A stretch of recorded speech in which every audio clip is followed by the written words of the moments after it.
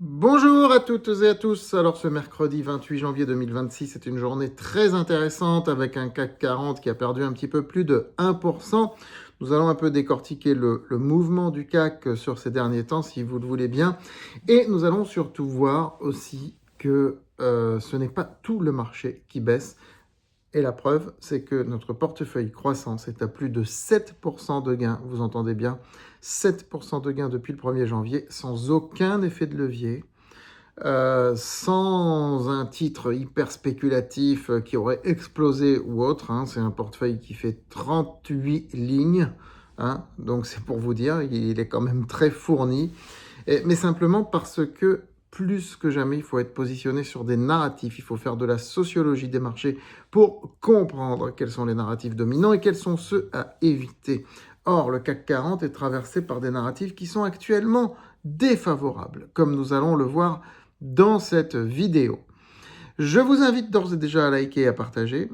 Nous allons vraiment essayer de comprendre ce qui se passe dans cette vidéo et comment agir sur les marchés. Et bien sûr, ne pas oublier de vous abonner sur cette chaîne YouTube.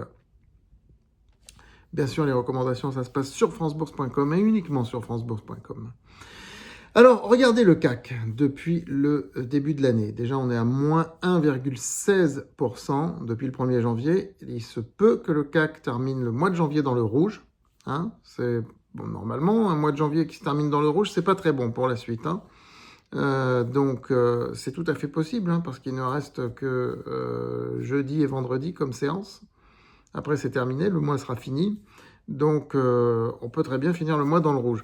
Et ce que vous voyez sur le graphique, c'est plusieurs gaps haussiers et baissiers à la fois. Donc là, on est dans une configuration, je crois que les spécialistes de l'analyse technique, les chartistes, appellent cela les bébés abandonnés, il me semble, je ne suis pas sûr. Il y a toujours des noms un petit peu bizarres, vous savez, dans l'analyse chartiste. Peu importe, toujours est-il que ça montre une grande incertitude, c'est-à-dire qu'en fait, on est enthousiaste, on monte, et puis finalement, on se ravise complètement. On fait 3 pas en avant, mais 3 pas en arrière, et on revient à la case départ. Mais d'un coup, un gap, c'est comme si on saute. C'est pas comme si on avance, c'est comme si on saute. Donc on saute, on se dit, allez, on y va vite, et puis hop, on ressaute en arrière. Donc ça montre une grande nervosité, une fatigue quelque part des investisseurs, une fatigue. Et un marché qui est très hésitant. Alors oui, si on venait à rompre les 8000 points, pour le moment ils tiennent bon, si on venait à rompre les 8000 points, ce serait un signal clairement baissier qui serait donné sur l'indice CAC 40. Voilà, mais ce que je veux vous dire, et ce que nous vivons, ce que nos abonnés y vivent sur France Bourse, c'est-à-dire de la hausse depuis le début de l'année, eh bien, c'est parce que nous sommes positionnés sur les narratifs où il faut se positionner globalement. Évidemment, on a 3-4 valeurs qui baissent. Évidemment, sur 35, je ne vais pas vous dire que tout monte. Mais on a aussi des valeurs qui montent fortement. J'ai fait un suivi du top 20 récemment. Et certaines valeurs, sur les 20, il y en a 4 qui sont à plus de 20% depuis le 1er janvier. Donc, encore une fois, on est sur des narratifs. C'est sur les narratifs qu'il faut être positionné aujourd'hui. Donc, la souveraineté européenne, je l'ai dit, je l'ai martelé depuis 1 an, je l'ai répété. Nous avons plusieurs valeurs sur ce thème. Des small caps, des plus grosses valeurs, des valeurs françaises, espagnoles, allemandes, etc. Donc, ça, c'est très important, la souveraineté européenne.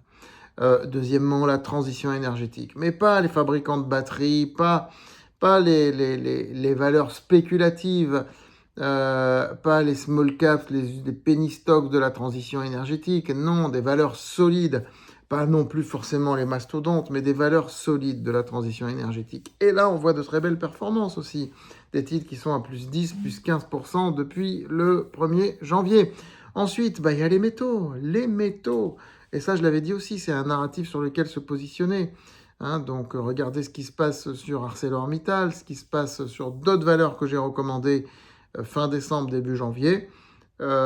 Positionnement fort sur les métaux, ça fonctionne. Clairement, puisque on est dans un monde, et ça, faut savoir lire les narratifs du monde, quitte à faire un peu de spiritualité. On est dans un monde, comme je l'ai dit, qui se rapproche beaucoup de la matière. Quand on parle de guerre, on parle de matière, d'accord ? C'est ce que des gens qui font de la spiritualité New Age, ce n'est pas mon cas du tout. Je suis beaucoup plus dans la spiritualité traditionnelle. C'est ce que des gens qui font de la spiritualité New Age appelleraient des vibrations basses. L'humanité est en train de baisser en termes de gamme de vibrations. Elle se rapproche de la matière. Or, la matière, c'est les métaux. Tout le monde le sait. La matière, c'est les métaux. Vous le savez peut-être aussi. Les métaux. Donc là, le marché ne les laisse pas à la porte de son temple, mais au contraire, il les intègre dans son temple. Et il les intègre fort dans son temple, les métaux. Parce que, justement, on est dans un monde qui se matérialise, qui s'industrialise, pas au sens progrès de l'humanité, mais au sens méfiance de son voisin. Vous voyez ce que je veux dire ? Personne n'a envie d'une guerre mondiale, c'est pas la question, mais tout le monde se méfie de son voisin. Les pays se crispent, les nations se crispent. On est dans un monde de crispation des nations. Donc tout ça, métaux et pétrole. Le pétrole commence à monter à cause du conflit avec l'Iran, mais tout ça est logique. Donc voici un petit peu les narratifs que je viens de vous exposer, il y en a d'autres, hein. Mais entre la transition énergétique, la souveraineté européenne, les métaux et le pétrole, vous avez déjà 4 thèmes forts avec des valeurs qui sont à plus 20, plus 25, plus 30. ArcelorMittal est à plus 17 depuis le 1er janvier, pourtant elle fait partie du CAC 40. Donc non, ce n'est pas tout le CAC qui baisse. À l'inverse, vous avez des narratifs comme le luxe qui ne prennent plus. LVMH s'est pris une claque de plus de 7% aujourd'hui, plus de 7% de baisse sur LVMH. Pas tant parce que les résultats ont été décevants en soi, mais parce que le marché n'a pas le cœur à aller sur le luxe aujourd'hui. Ce n'est pas le moteur du marché, ce n'est pas le moteur narratif des investisseurs, même si du fait que les tensions commerciales et géopolitiques s'étaient un peu apaisées à l'occasion des fêtes de fin d'année, le titre LVMH avait remonté, et d'ailleurs la fin d'année est propice à une remontada de LVMH à cause aussi des fêtes de fin d'année, où tout le monde oublie un petit peu ses soucis. Eh bien en janvier, les soucis ils nous reviennent en pleine face, je vais dire. Et le résultat, voilà, vous avez un titre LVMH qui du coup s'effondre. Ce qui était, je ne vais pas dire prévisible, hein, mais j'avais dit que je n'étais plus acheteur sur LVMH depuis un bout de temps. Hein, voilà, on avait une position dans le portefeuille croissance l'année dernière, on l'a revendue, j'ai dit que je n'y reviens pas, j'ai dit que chacun ferait comme il veut, j'ai pas donné de recommandations précises, mais moi j'ai dit que non, dans le portefeuille, je n'en reprendrai pas du LVMH. Voilà, pas pour le moment. Le monde n'est pas à ça en ce moment. C'est ça, les narratifs du monde, c'est ça aussi, se dire où est le monde aujourd'hui. Il n'est pas dans le luxe ostentatoire. Le monde est plutôt dans la crainte de conflits. Il est plutôt dans la crainte du réchauffement climatique, donc transition énergétique. On est dans un monde plus de crainte. Et il y a des valeurs qui montent, je vous l'ai dit et je vous l'ai prouvé.